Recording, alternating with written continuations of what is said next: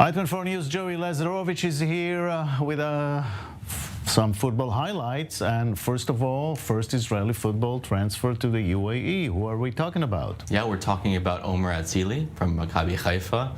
An interesting player because he's had controversy in his past here in Israel. He was accused of statutory rape a couple years ago. Was never prosecuted by the Israeli authorities here, but he's going to become the first Israeli Jew. It's good to have a distinction because there has been an Israeli Arab who's transferred to the UAE, but he's going to make 3 times as much money as he would have if he had stayed here and played for Maccabi Haifa. And it'll be interesting to see how they deal with an Israeli Jew playing in competitions in Arab countries. Where is he going to play with? Well, he's going to play at Al Ain in the UAE, and it'll be interesting to see what happens when Al Ain has to play continental competitions against teams in Saudi Arabia, across the Gulf, and potentially even in Iran.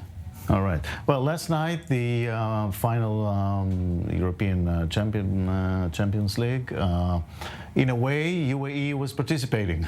A little bit, right? I mean, it's really a culmination of the last 15 years that the UAE has put their money and time and effort into creating Manchester City into a super club on the European stage. They bought the team when it was lowly, hadn't won a championship, not even a Premier League, and now they've done only what Manchester United have done in England before. They've won the treble. They've won every competition they possibly could have, except for the Qatar Cup, and it's not really one of the big 3 trophies, but Champions League, Premier League, FA Cup. They are in the conversation as one of the best teams in English history now. Right.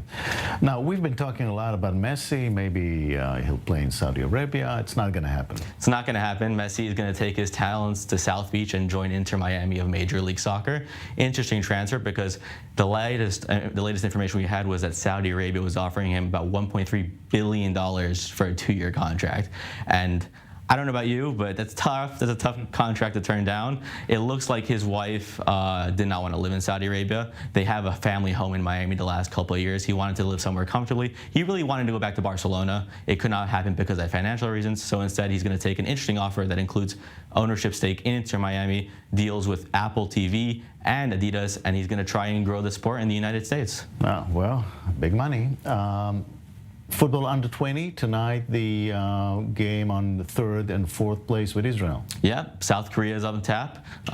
Disappointing, obviously, not to be in the final, but if you're an Israeli soccer fan, football fan, you have to be so proud of this team. And I think the key for these kids is that they're showing so much talent on the international stage. It's going to bring a spotlight to Israeli football that doesn't really get the spotlight it should. There's so many young players who could transfer to Europe, could develop more if there was more spotlight on the young talent here, and now the spotlight's on them. They'll shine, and if they win tonight, it'll probably be the biggest Israeli victory in their football history.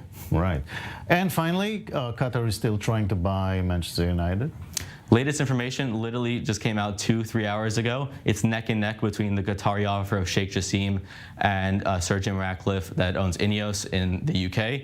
It looked like Sir Jim Ratcliffe had the upper hand. A 5th bid by Sheikh Jassim last week made the bids about even, so it's really up to the Glazer family whether or not they want to keep a part of Man United, which is in the English bid by Sir Jim Ratcliffe, or if they want to sell 100% of the club to Qatar and to Sheikh Jassim. It's really going to be up in the air. It's 50-50 right now which way it goes. It'll be interesting to see which way they decide to go with. How much money we're talking about? About 6 billion euros. Messi can buy that.